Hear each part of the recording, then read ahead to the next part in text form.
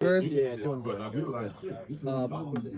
What do you find the benefits were last year when you guys were able to rotate as many D linemen as you did, and did you feel like it helped you sustain through the end of the season? No doubt about it. Yeah. I mean, when you think about it, guys are fresh. Guys are playing at a higher level. I think they allow practices to be better because guys are feeling better. A lot of guys were in it because guys knew they were going to play. The camaraderie was better. The closeness was better. And I think you saw the play. The play was better. So I think all those things come down to it. And for us, we talk about it. From day one when they come here, we want the strength to be in the numbers. I mean, we played 5 guys on the interior last year that played over 225 snaps. I mean, so for us, that's something that's going to be really important for us. I'm trying to find that. There's no drop off. And I think the one thing that Coach Rudd does really well is he plays the guy's strengths. So having different packages where guys can go and excel and play to their strengths. But for me, it was Coach Elliott's vision with the day he got here. I remember he talked to me about, the best teams he's been around have been teams that have been able to roll guys and not have drop off. And that's been his vision since he's been here. And I thought last year you started to see that come, and we're just trying to continue to work to that. I was gonna say, yeah, I guess like Hammond and Britton's snaps were different from Jacob Holmes running there. He can do the rush the passer a little bit. Do you have somebody like that this time around who can give you a little pass rush from the inside? Yeah, I think you'll see all those guys take a jump in there. Yep. Yeah, I think you'll see all those guys take a jump in their productivity, and we'll figure out which guys will be out there on what down and all that. All those things will come, but all those guys got to be able to go rush the quarterback. They all do, and be able to go affect them because of how important that guy is. But we're gonna figure those pieces out as we come here in the next couple of weeks. But I think we got everything we need to go play really good defense. Tony mentioned to me he thinks Seachan John is primed for a big jump this year. Do you? Yeah, See it? I think what I've seen, I think he is. I've been so excited about the kid. And I just told him go out there and be himself, but he's strong, he's moving well, his body looks good, he's gaining more confidence. He'll be a guy you definitely see out there, ain't no doubt about it. And I'm looking forward to see his progression. Do you think you can get back to 5 guys who can rotate on the inside for you? I tell you what, that's the goal. That's the goal. That's the goal. Yeah, we're gonna get a chance to see it. I think we got what we need in there to be successful and play good defense. And just figuring out what those guys do best, we'll find out here in the next couple of weeks. But looking forward to it, and I think we got enough in there. You said Rudd is mastermind at figuring out who does what well and how to deploy them with the packages. How do you guys kind of? Because I'm sure you have input. Coach Slade and Coach Adams have input, and the defense backs rookie too. How do you guys kind of deal with that in meetings? Like, are you talking about every little thing that you think a guy does well? How to feature him? Well, I think the one thing that's so good with Coach Rudd is it's a collaborative effort. Okay. So he's taking in input. At the end of the day, he's defensive coordinator. Yeah. He's gonna make decisions. But the good thing I like about Coach Rudd is it all comes back to what helps us play really good winning defense. Okay. And that's what he looks at. And we're going to play to the guy's strength. It's not about us as coaches. It's not about how many calls we can get out there. It's what do these guys do well, and that's what we're going to do. So what we'll do here in fall camp is figuring out what these guys do well. You'll figure out what these guys do well. And the good thing for us is we get to go against the best. I mean, that old line you're gonna go against. I mean, that's a special group. I mean, when you think about not just the amount of snaps, but those. I mean, there's some. They good, man. I'm just telling you. Oh, it is. It is. And you'll get a chance to see how we measure up. Against those guys. And the good thing about it is, the one thing that I watch, it's such a close group over there too. And we're forming that bond, and that's what camp is about. But Coach Rudd does a good job of just let's find out what our guys do well, and then we'll build it around that. Gotcha. You did add one guy after spring and can shoot. What's the skill set? What do you think he's going to add for you guys? I tell you what, I just been so impressed with the type of person he is. He's joyful, hardworking. When you hear the strength staff talk about him, I mean he's putting in extra work for his body. The player-led stuff that you hear the players talk about, they really like and love him. I mean, he's a big-time chef. He can cook. Okay, so the guys love that about him. So Just cooking for the guys. Yeah, so I mean, he's a big kid. That's been really impressive to me so far, and we're just looking forward to seeing, what he does in a couple weeks. Good to see you. Good to see you, Greg. So for you, what's so exciting about this fall camp for you? What are some of the things that you're looking forward to the most about learning more about your guys? Just seeing how they come together. That's all. That's the thing you love about camp, is just to see them grow from a closeness standpoint. The football piece to take care of itself with everything we do. But I'm just looking forward to see how close this group can come and how close they can grow as a family and seeing how they support each other. So I'm really looking forward to that. Ja was such a big voice. So I know you can't copy, but you have Jason and Anthony that could be those voices in that room. Did you see those voices kind of come out in between spring and Yeah, you see them growing into their own, growing into their role. And the best advice I gave them is be yourself, be your authentic self. And that's what people follow. They follow authenticity. You know what I mean? Being who you are. They don't follow phony. And they can't be Ja, and Ja can't be them. They got to be themselves, and if they're themselves, then we'll be fine. And the thing that Ja did, I told him every day is, Ja didn't talk as much when he needed to say something. He did, but that's right. He's a guy that went out and did it. And your best example is what you do. That's what people follow, and just go out and be yourself and be a servant leader, and I think we'll be fine. I know you guys had rough news inside with the situation. When you look at the competitive depth at the interior, how do you feel some of the other guys have kind of stepped up? And who do you kind of see taking up bigger roles? Yeah, I think I'm really looking forward to the next couple of weeks finding it out, seeing the guys. I think Sean John has had a tremendous offseason. So we get a chance to, see him. I think Darion Henry Young had a really good spring. You get a chance to see him continue to grow. Looking forward to seeing. I think Chase Morrison showed some sparks in the spring. Looking forward to seeing John Allen continue to grow in what he did this spring, and we added Curvin Shoot, added Jay Sean Bull Richardson. So it's a lot of bodies in there. I'm looking forward to seeing how they develop this off season. I mean, this summer camp here, and just seeing. The thing that Coach Rudd does as good as anybody been around is playing the guy's strengths. So in the next couple of weeks, we'll find out what these guys do well, and that's what we'll do. We'll build it around that. I felt like you guys had a good dance the defensive line last year. You knew exactly when to come in and out. You guys had established that rotation. How much is fall camp trying to come up with that? That's what it's about. And the thing that, I tell the guys all the time, you can't carry over no scores or no stats from last year. So we'll figure out who this team is and what this team's strengths are as a D-line. And that's the thing that Coach Rudd does well. And whatever this team does well, that's what we're going to play to. It may look like last year, it may not. But we're going to play to what these guys do well, and what they do well, we'll make sure we maximize that. Apart from their leadership, what do you want to see from Jason and Anthony? How can they take that leap forward? I just want to see them grow as players, I think, from becoming more studious of the game. I think the more that you learn what teams are about to do to you, based on like formation and back sets and sniffer sets and all those things, you can play even faster. I think just seeing them grow there and seeing them take the next steps in their game and becoming even more productive in the run game and in the pass rush game. So just seeing them grow and take steps that they continue to take. Appreciate it. All right. So I found your section. Boom. I came prepared. Oh, yeah. All right. So a few more. So first thing is, what's the biggest factor that you would believe into you guys' growth as a defensive line? I truly believe it's going to be how close we can become as a unit. I think when you're close and you love each other and you understand each other, then you lay it on the line even more for those guys. Right. I think that's truly important. And then just us continuing to master the details of what we're doing from a technique standpoint. So closeness, the thing that I'm preaching is closeness, toughness, and details. Got you. Right, those are the three things that really preaching on, harping on, and we just continue to do that. Got you. What do you want opposing offensive coordinators to feel after they play your defensive line?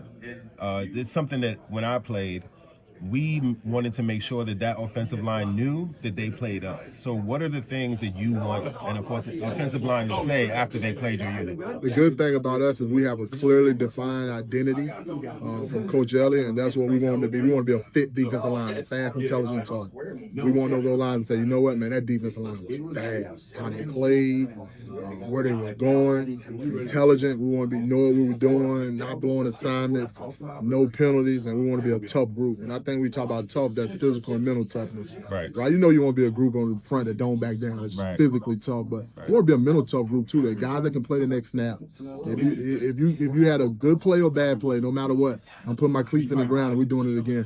Right. So we want to be a fit defensive line. We want to be a fast, intelligent, tough defensive line. Okay. How much depth do you believe you have this season? I remember you saying earlier that you know everybody's gonna do their job.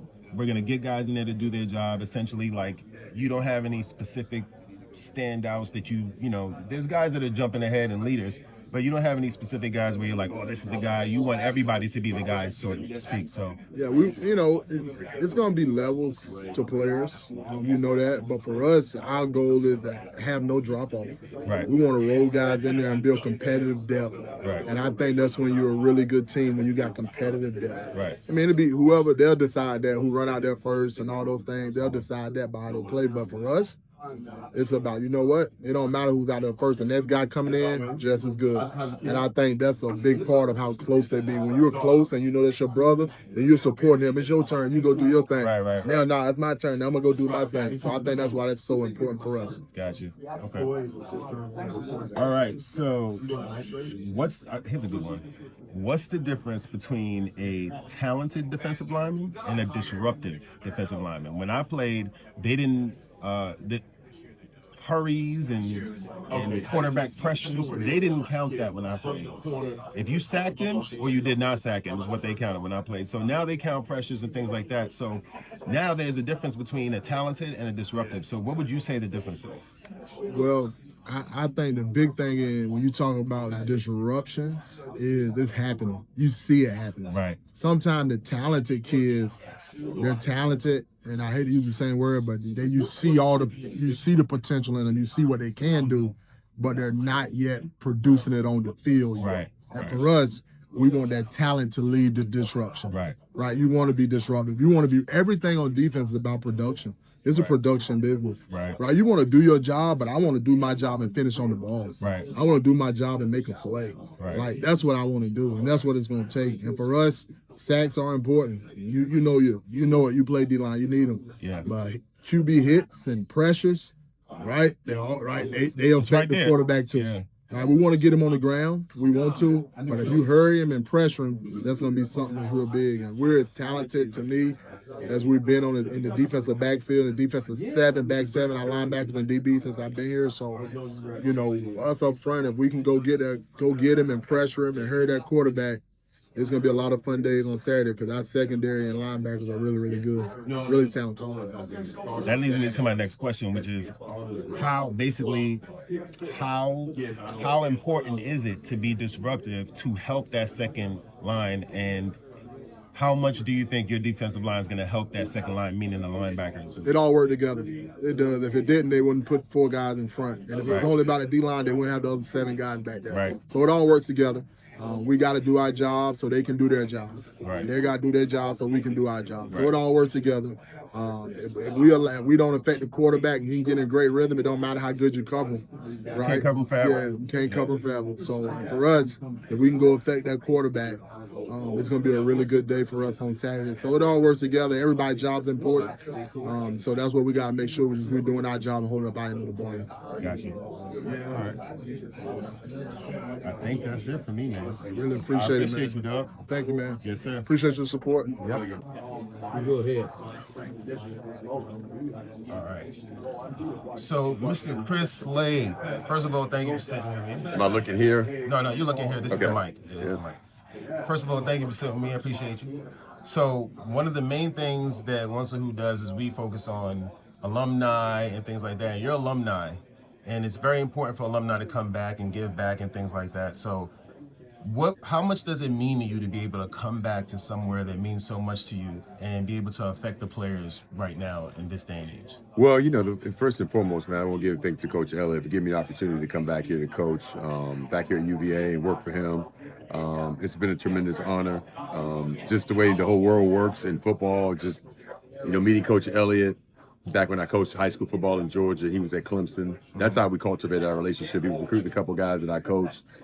And I was back in 2013, and I never thought 10 years later or 9 years later I'd end up being working for him back here at UVA, and he's back here being the coach. Right. So the stars it's all lined up. It's exciting, because as you know, being an alum, as much as things have changed, they've all stayed the same. Right. You know what I mean? The corner's the corner. Defensive end. Yeah, Line is a line. So the Charlottesville, of course, it grows like anything else, the city, but it's fun to be back because I can be like, oh, I remember that place. I was there. I remember when this happened. And so that part of it is nostalgic. And just to kind of help the guys navigate through the halls, literally and figuratively in UVA and on the grounds. It's been cool, man. And it's kind of, brought me back closer to my family, which is down in, the Tidewater area. And it's just been a great honor. I don't know if I deserved it, but I've been very blessed and fortunate, man, to come back and work for a great guy and be back in my old school. Right. Awesome. So, how has the game changed in terms of defensive end, do you think? Because we talked about how it's the same, but it changed. What do you think some of the main things that changed in the defensive end position?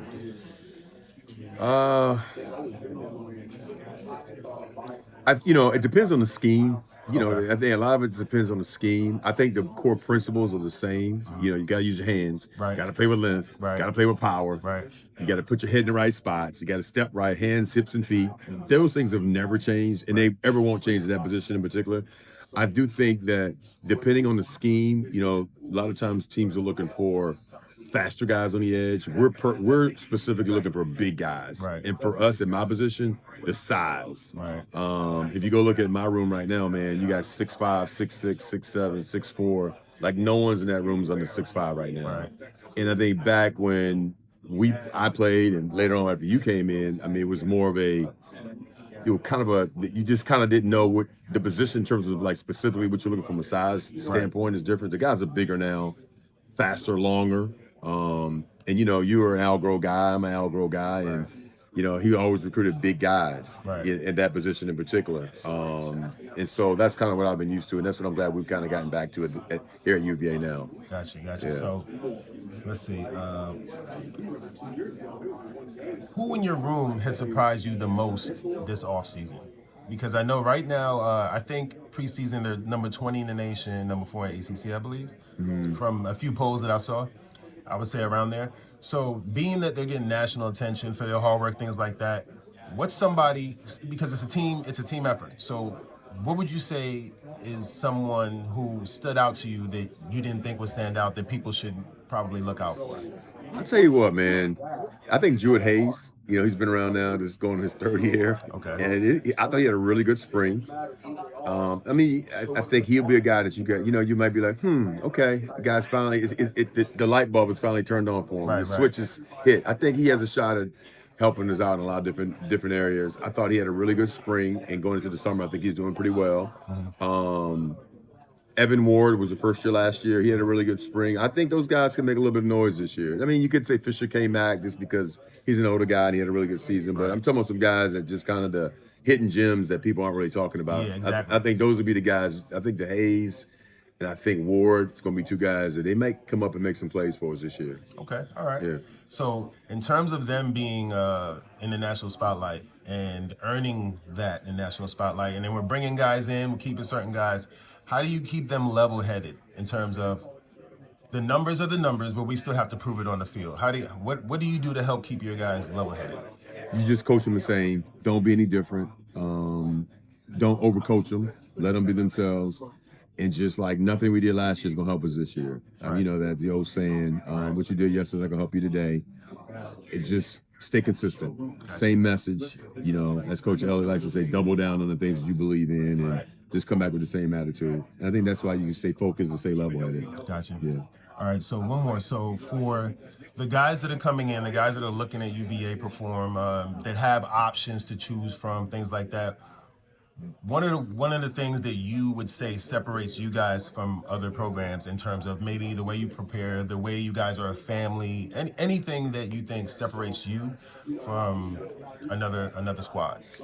I just think I think first of all, from a staff standpoint, we've been very consistent having the same guys since we all started. We've had a couple changes at a couple spots, but for the most part, the consistency of the staff, which speaks highly of Coach Elliott. Guys enjoy being here, enjoy working here, enjoy working for Coach.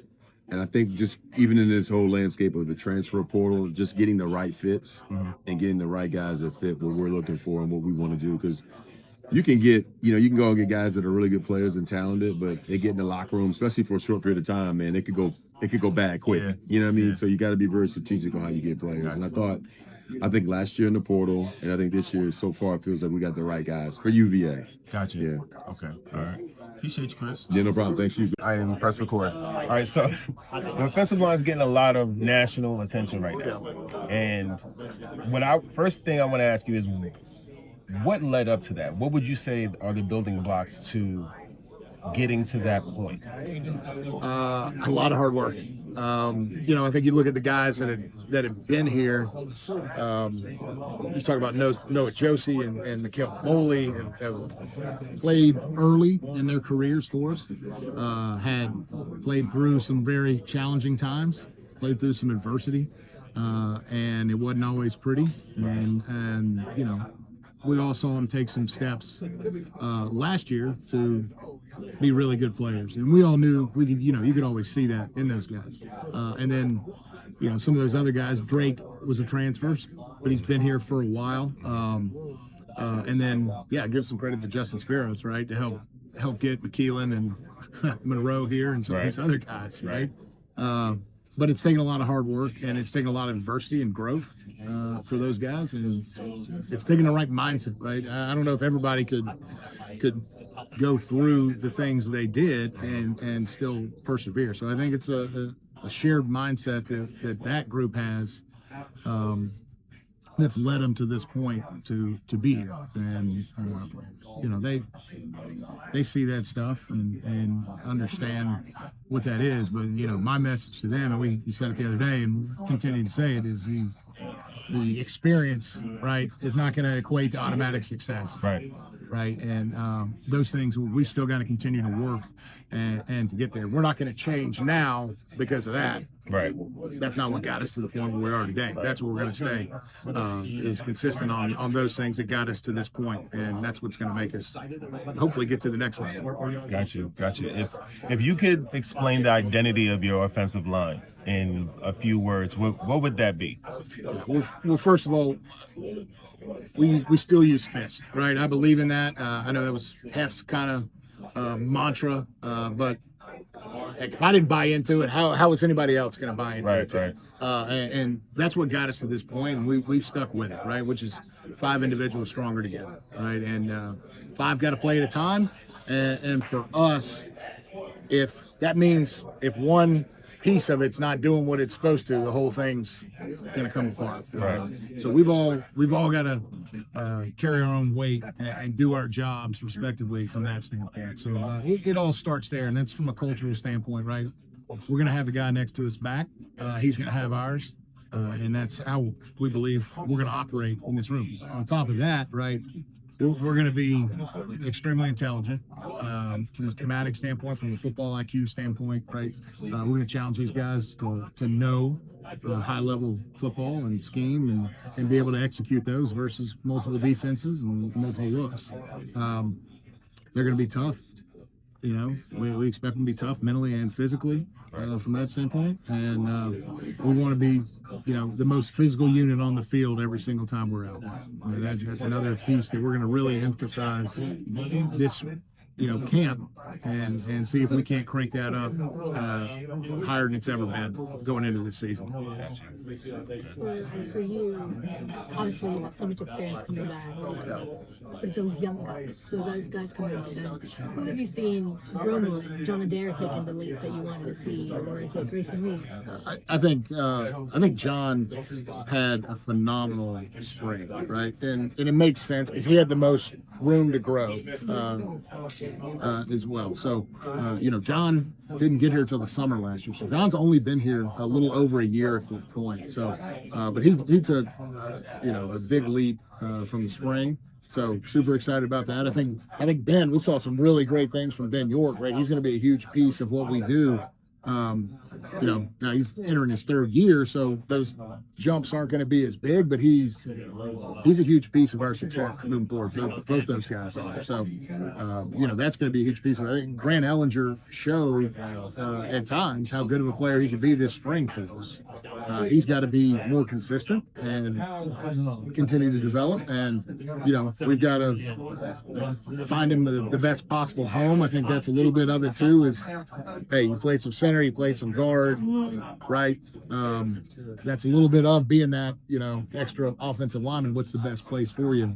But he's taking some big steps this summer, and I've seen Grayson Reed, have a tremendous summer. Changed his body, lost some weight in the spring, moving really, really well. Has a very high level of understanding of what we're trying to do to this point. Still learning, right? He's a young guy playing center, but he's picking up on the mental aspect of it a lot more. So, excited about him. And then we're still getting to know, some of the new guys. Alex Payne hasn't been here super long. The guy's got a high ceiling though. We've got to, keep pushing him every single day, to get better and better and to see himself as being, hey, one of these guys that's in the rotation to get the experience. He didn't get the experience that John Adair got last year at Southern Cal, which I think has led to John being at the point where he is right now. Those, whatever it was, 60 or 70 snaps he played last year were invaluable to his growth and development and his confidence moving forward. I mean, he's confident he can get it done. So that's a great thing. So we've got some depth, and Noah Hartsoe, we'll see where he's coming. Cole Serber showed up this spring, very, very happy with where Cole was, and see if he can remain consistent. And then Ryan Brubaker's a veteran guy that's taken a lot of snaps that gives you flexibility inside at guard and at center. So, we've got some guys, like you said, at that top level with all the snaps, and we've got those guys that are all in that between 100 and 0 snaps that they've got to get that experience, and that's going to be, key for us moving forward. It's going to take more than those 5 guys for us to win a game. That's my message to the whole group, right? It's going to take 10, 12 guys. And you can just look at last year and look at, Kevin Wigginen having to step in, and Ethan Sipe, and all these guys. So it's a great opportunity for these other guys to get out and get some experience. People see size and strength a lot with offensive lines, right? And that's mostly what they focus on. What would you say is one of the things that elite offensive lines focus on that most fans or people don't see? Yeah, I think the size and the strength is always good. It helps, right? Yeah. It helps. It's a good thing. It can cover up a lot of the mistakes, Right? And I think of the understanding, right? The football intelligence piece that we talk about, the intricacies that it takes to play the game, right? That's where I think this group's done a really nice job, right? Just understanding football, understanding, leverages and angles and things like that. Fundamentals obviously is a huge piece, right? If you've got all the size and the strength in the world, but we all know you're playing high, right? The low man's going to win. That's going to be a problem. So if we're crossing over in our footwork and things like that. So to me, right, I think if we can get the fundamentals down, right, to a science, that's a huge piece of it. If we can get the knowledge and understanding of the scheme and the position, what we're trying to do, then that's going to give us a tremendous chance to have success. And then on top of that, we're going to play with tremendous effort and attitude. You pair those 3 things together, you get a really good offensive line. Now you add the size and the strength, right, or the length and things like that. That's where you can get to elite level offensive line play. And I think we've got some guys that are at that point. Gotcha. Okay. Is there a player that you feel like hasn't really got any headlines that's really stepped up or has had a major leap in their progression as a player overall? I think, let me first of all say, I think, Mikhail Boley deserves everything he's gotten. I think Noah Josie deserves everything he's gotten, right? So we'll start with those guys. Monroe Mills is an all ACC level performer, right? And so I'll say I think the other two are, I think Drake Metcalf can be an all ACC level center, right? That's my expectation of him. And I think Makeelan Thomas can be an all ACC level player as well. I think those two guys are underrated in a lot of senses from that. So I think people are going to learn, a lot more about those guys. Gotcha. And I'll also add in Ben York's a really, really good football player, right? He's, kind of the sixth or 5.5 offensive lineman. He's playing behind two all-conference guys, right? Ben York, you're going to see how good of a football player Ben York can be. And he's got to be more consistent, but it's in there. And he's a very good football player that has played at a high level, not a ton of snaps, but has played at a very high level. So I'm very excited about Ben York. Gotcha. So Monzahu is about alumni and incoming and just letting them know the culture from the ground floor. So what would you say your offensive line room has? What's different about your offensive line room that when recruits come, they're going to say this is a special place? I think it starts with culture, right? That's where it's going to be. It's got to start there because we're going to challenge you, right? And that's our jobs as coaches, and I think the job of a coach, just in general, is to take you as a player somewhere you can't get on your own, right? You've got to play a large piece in it, like the development piece.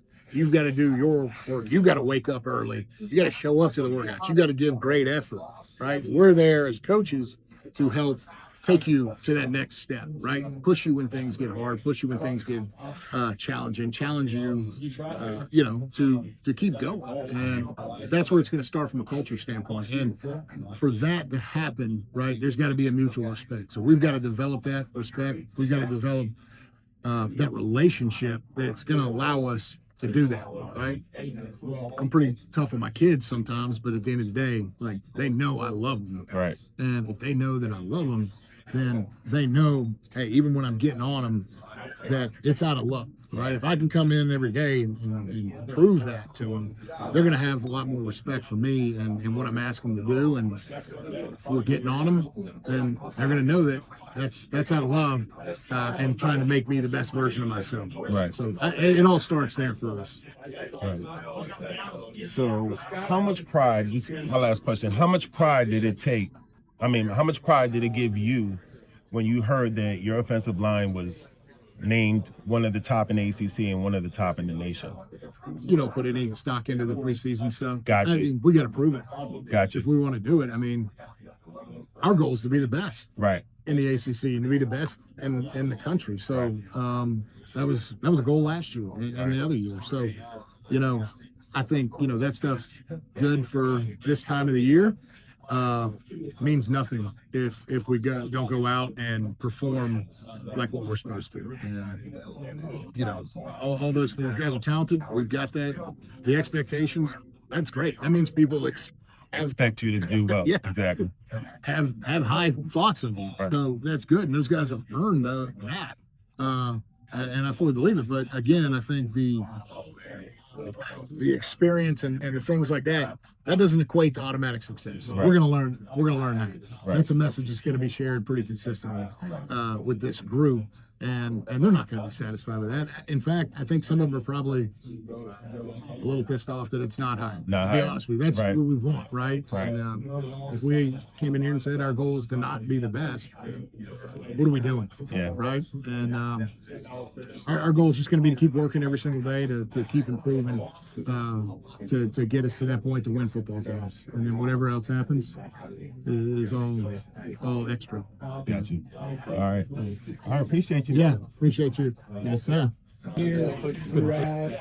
You've got an experienced transfers a Musket and Moss now to do.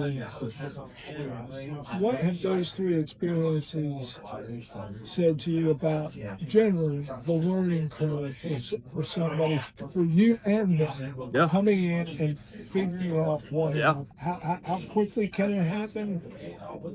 How much hard work is it? Yeah, it's huge. I mean, it's changed. We got the job here in 22, right? That the portal and everything was ramped up, but everything has changed since then from a quarterback standpoint. Like before that, I was the offensive coordinator at Gardner Webb. Before that, I was a GA at South Carolina, where you're just trying to figure it out on the run, and really those experiences with Musket, with Chandler, right? With a guy like Bo has helped me figure out, hey, our timeline on things. But really, it's a 1-year deal, right? It's NFL. Hey, I got him on a 1-year contract, and I gotta give him the best I can get him. From August to February, or whenever they tell us to play championship games this year. Not really sure when that is, but anyways, however long we gotta give him to play really well in that time zone, right? That's our job. That's our honor to this university is to do that. Where you're looking at a guy like Cole is, all right, how can I develop him to get better, to be really, really good in 3 years when he gets here, right? So that's the old school way of thinking. The new school is like, and then we learned through Musket, and again, Musket had different talent around him than Chandler did, right? And Musket dealt with some injuries that he, talking about a guy like Bo, like Musket dealt with some injuries that he fought through, and really team first guy. So he was the first one, and we had Musket for 2, but really he probably only played a full year injury wise. But you learn through that, and then really the learning curve was talking to some guys last year, like, hey, how do you handle a 1-year quarterback? And I think we did a good job of it last year. I think we tweaked some things this year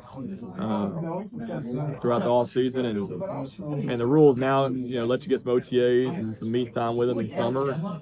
That really helps, right? Because you don't want to go stale from spring to fall camp like you have to do. So it's more of a NFL mode where it's gotta get ready for that year, and then it's gone. So Who'd you talk to about just a little bit of some NFL guys, right? Because they're seeing the most or have seen it the most, right? Because sometimes those guys get guys ready to go in two days. Watch the quarterback show with Flacco, right? Yeah. But there's a lot of turnover in those offenses. There's a lot of turnover terminology wise or scheme wise, and those guys also don't have to go to class and be a full-time student. So just some NFL guys like, hey, these guys get new guys every year, whether it's a backup or a starter, right? You're teaching offense to a guy that's probably going to be there for 1 year, right? In the NFL, especially when you get a backup in. Let's say a backup comes in for Mahomes, and Mahomes probably has a new backup each year, right? So you're teaching the offense over and over again. So just the timeline of it and see how it fits in those guys' schedule. It's a little different for us because again, our guys got to go to class. So. And what were the tweaks that you made? Yeah. In handling a channeling. Yeah, I think more ownership to the quarterback. Okay. Where what Coach Kitch, because the most important relationship inside the building is probably the quarterback and the coordinator, not the quarterback and me, right? So Kitch did a really good job moving to that year with Chandler, of meeting with Chandler one-on-one, me not in the room, like, hey, y'all let me know what y'all decide, but you guys are pretty important, right? I'm over there on the sideline of a game, give them a high five after, or going over a scheme, whatever it is, but that relationship really flourished, and that was kind of a goal of ours last spring. It's like, hey, like the play caller and the quarterback got to be on the same page. Good or bad, got to be on the same page. You got to be able to communicate with each other. So building that relationship early was big for us. So the offense, that was probably the biggest development we made. And it helped too because Chandler could really communicate. Chandler was a good communicator. He's gonna tell you if he didn't like the food in the dining he's gonna let you know, right? He's gonna tell you if he don't like this play or he doesn't like this drill we're doing. He's like, hey, coach, that's a dumb drill. All right, great. Next, Do it again. He'll tell you, right? His poor wife, her future wife, whenever she's married. But that really helped us offensively last year, that relationship. And again, it will this year too. So, yeah, good to see it. Yeah. As coach, it's about you have a quarterback in Bo who is able to run and can break plays off, and is an important part of what he brings to the team. But how do you coach the decision making of when to do that versus when to stay in the pocket, run a play? Yeah. What is that process? It's a unique ability to know when to throw, know when to go. Watching over the years, watching guys play against us and watching tape, like Drake May really doesn't process you as a dual threat quarterback, but he had a really good ability of knowing when to throw or knowing when to get down, pull it down, and get you 5 yards. Right? You're like, man, this guy, you can never get this guy behind the sticks. And I think that's the ability that you got to find in your quarterbacks. Like, and it comes with reps, and it comes because you don't get a ton of live pocket reps because you're in orange jersey, right? So we try to simulate it as best we can and the best of our ability without getting anybody near the quarterback. But really, it comes down to what we've seen. It comes down to live reps in game. And Bo's got a ton of live reps in a pocket. Holstein's got a ton of live reps in a pocket, which helps. Now, to me, Bo's really good in the pocket because of his ability to run, where he's pretty confident in his ability to get out and go get his 5, right? And really, it's just working on that timing of, hey, is it 1-2 run? Like, to me, it's, hey, when the pocket's compromised, do you have the ability in the field to get out and either throw it away, right? 0 yards is better than -2. But for us to be better at first and second down this year, Bo's got to be really good in the pocket if we're dropping back on first and second. So to help us, obviously, we're really good on third down last year. We want to be better on first and second. So. How much do you change? Because Eli's a different quarterback than that, Yeah. right? Like, it's not his strength compared to Bo. Does that kind of, do you change kind of how you're coaching them and what parts of their game you're developing in case, Bo goes down and Eli has to come in? Is it going to totally change the offense? Or it changes from guy to guy. I don't know if it will totally wholesale change the offense, but there'll be some plays where, let's say it happens mid-game, it's like, all right, no, doesn't like that one. That's not good for his skill set. Or adding to it, like, hey, he really likes this one. We practiced it last week. Let's get that up. I don't think it'd be wholesale change, but there'll definitely be some changes. Their skill sets are different. I think Holstein's confident in the pocket because he's been there a ton, throwing the ball at Pitt, but also he's a big dude, 240 plus. So those guys just kind of bounce off of him, more like the old school NFL. But Holstein can run too, and we're trying to develop that into like, hey, like you don't have to stand back there and throw an incomplete. Like you can go make plays with your feet. I mean, you're a big athletic guy that guys aren't going to want to tackle. So developing that in him would be big. But again, I don't think there'll be a too much of a difference. But there's definitely some things that fit his skill set over Bo's and vice versa. So gotcha. Thank you. Yeah. Mr. Taylor. Yeah, we're doing. Yeah, Taylor Lamb. Good to see you. Yeah, man. So I'm with Lunsford, it's an alumni organization. We just try to, tap in with alumni, talk to the younger kids, keep the culture going, type of thing. Awesome. So my questions are more tailored like for the player, ex-player type of thing. Mm-hmm. So as an ex-player and playing that position, how do you think it affects your coaching in general? Perspective. Probably. I've had some coaches in the past that have coached me that hadn't played a position, and there's some communication there that we had to go through to get to a happy spot. I know what these guys have gone through from a play standpoint, from a mental standpoint, from a leadership standpoint. I kind of know what these guys are going through each day, so I can fall back on those experiences and I'll give these guys some grace. Right, I'm thinking like, all right, he's doing this, but why is he's on the field making this decision? But why is he making this decision? It's like, well, he's got a lot of factors around, a lot of variables around him to make that decision. And when we look at, especially, we do the helmet cam on the quarterback in practice. Yes. So we can look on tape and see what this guy's seeing, right? Is And that hear, new? we've done it for 2 years. Oh, okay. And hear what he's hearing, or here's what he's saying too as well. It's really good for whole communication. It's really good for pocket presence. But that gives good perspective of like, hey, what's this guy seeing? Like, I can't hold him accountable, right? To see that, make that throw. Now, that's why a lot of stuff's got to happen pre-snap, and we try to coach the crap out of pre-snap alignment, pre-snap decisions, and just pre-snap mentality in quarterback. But definitely, it gives you perspective when you're coaching. I got you. Okay. So, what's the biggest jump you would want to see from your quarterbacks in week 1? So, I know you guys been working on a lot of different things, and Bo has separated himself right now as a starter. What's something that you want to see a big leap, like in the first game, and maybe you've been trying to coach? Yeah. We've done a good job at ball security over spring ball. Obviously, that's a huge emphasis for us is protecting the football. It's not necessarily the numbers of times that you turn it over. It's more so when you put it in jeopardy. Right. I think INT is a bad stat, right? Because you throw it, the 300-pound D tackle could tip it and get picked. Yeah. Right.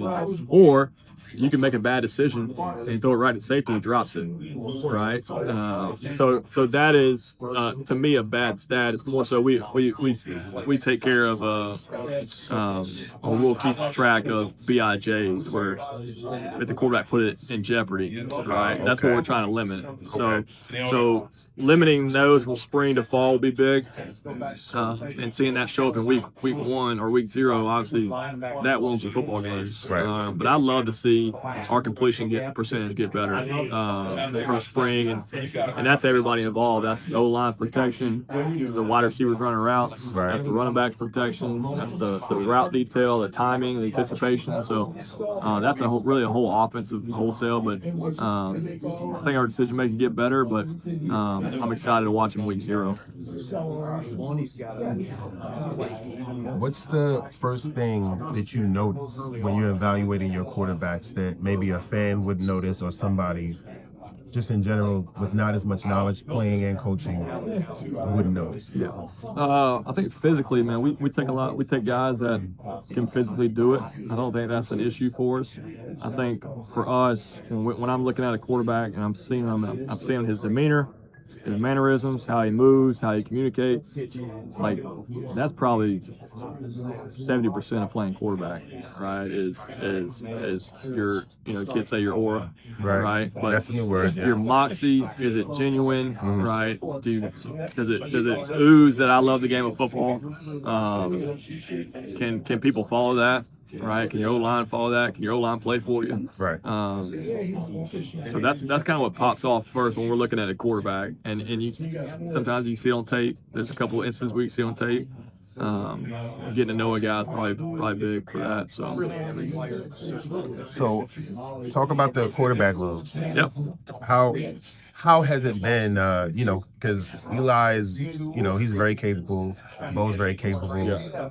How's it been in terms of camaraderie inside of the room? Watching good. film. Yeah, we all got a common goal, right? And obviously there's it's gotten worse nowadays where obviously there's one guy playing, now a guy can just leave and go somewhere else, and but it kind of reminds me of the old school quarterback room where you got a lot of guys that can play, but all 6 of those guys in our room, their goal is to win football games, right? And if we're winning it and they're not playing, or we're winning, they are playing. Like that's the goal. Right. Obviously, as an insider competitor and just a self-starter, you want to be playing. Right. So there's a happy medium there of, but being a good teammate. I think we got 6 guys in there that are really good teammates. And that kind of comes first, personal, if you're a team guy. So it's been good. Camaraderie's been good in the Q room. It's different personalities, obviously, for different guys. They mesh well together. And at the end of the day, if everything we do helps the guy playing, then we're doing a good job. Gotcha. All right. So you're still a young coach, so what's the best piece of advice do you think you receive as a quarterbacks coach? I mean, I'm sure you have people that you look to, people that you talk to as well, right? What's one of the best pieces of advice you've got? It's a good question, man. Received a ton, good and bad. But the relationship you have with the guys is, to me, the most important. Right. You got to know your players, especially at this position. So doing a good job of kind of peeling back the curtains on these guys, and seeing kind of how they operate, and that changes how I would coach a guy, right? Knowing how a guy operates, how he ticks, that kind of changed the demeanor of myself. Right. So somebody told me that a long time ago. Hey, you got to get to know your get to know your quarterback and how he ticks and how he operates, because that flows the whole system on offense. So that's probably the most important I've received. There's been some tidbits here and there of, you got to have a good feel of knowing when to get on a guy, right, to get him going, or hey, knowing when to put your arm around him, right. I saw something the other day. It was like, it might have been like Chris Peterson or somebody. Like, hey, they need to know that when they come back to the sidelines, the enemy's not on the sideline, Right, waiting on them, right? And for me, it's big because I've been where they've been, right, and kind of been in that role, so I know what they're going through mentally, right? So, I got a good feel for when to get them going and when to put an arm around, like, hey, we'll get them next time. So it's good. It's good. It's good balance. So when people watch Virginia quarterbacks this season, what's one of the things you hope they say by the end of the game? Competitor, relentless. Like this guy's a relentless competitor. He's the ultimate teammate. Like the skill set, like, oh, this guy can make all the throws, and man, this guy's a really good, physical runner, or he's hard to stop. Like that all comes with coaching, and all comes with the guy going out there and using his ability, and that's somewhat recruiting, right? But for me, it's a guy going out there and being a relentless competitor. Like that's the ultimate goal. Like, man, this guy, if the opposing coach goes like, man, this guy won't quit. He's relentless, ultimate competitor. Wish we had him on our team, that type of deal. That's the ultimate goal. Gotcha. So would you say that's one of the main personality traits that you look for in general? Yeah, I think in general, we're looking at a guy in high school. Does he love football for the right reasons? Right. Does he love competing? Right. And you can always pull him back. You can't tell him to go bite. Right. So if he loves competing too much, great. You can always pull we him can back. We can always pull him back and perspective, give him the perspective of competing. We all want to win games, but I think that's probably the biggest. We're all like, every coach in the country, you go around and watch a guy throw a t-shirt and shorts and like, yeah, he can play for us. Right. But unless I spend time with him, get to know him, right, ask around about his competitiveness, see it on tape, then he might not be the guy for us. So especially, that's probably the biggest position that you got to find that out at. Like, you got to spend some time with him. You got to get to know him, how he ticks, how he operates. Because again, we're all going to see if he can do it physically. That's our job. That's a pretty easy part of our job. But can he lead men? Right? Can he come in and people follow him? So. Gotcha. All right, let me see. Let's see if I got one more for you. Okay.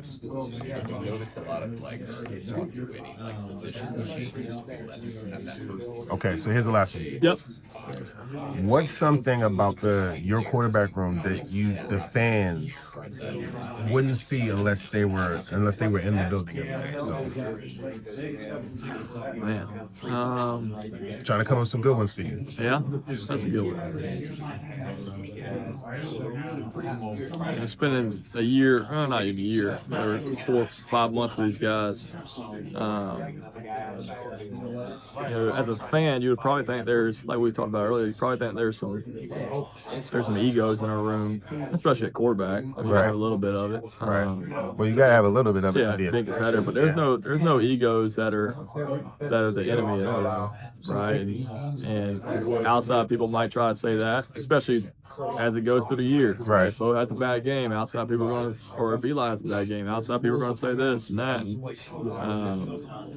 I think those guys have ego, but it's used and fueled in the right direction, and it's not the enemy in our room, Right.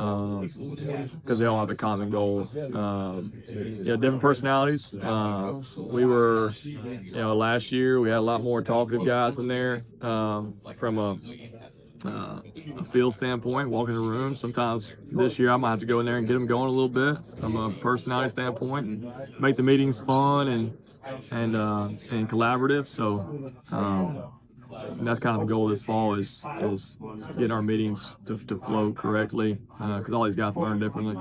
Yeah. Like that's my goal as a coach. I mean, Chandler's gonna learn different from Bo. Bo's gonna learn different from Eli. So it's part of it. Got you. Cool. All right, man. Appreciate it, man. Appreciate you. Yeah, bud. Nice to meet you. Yes, sir. You too. Food.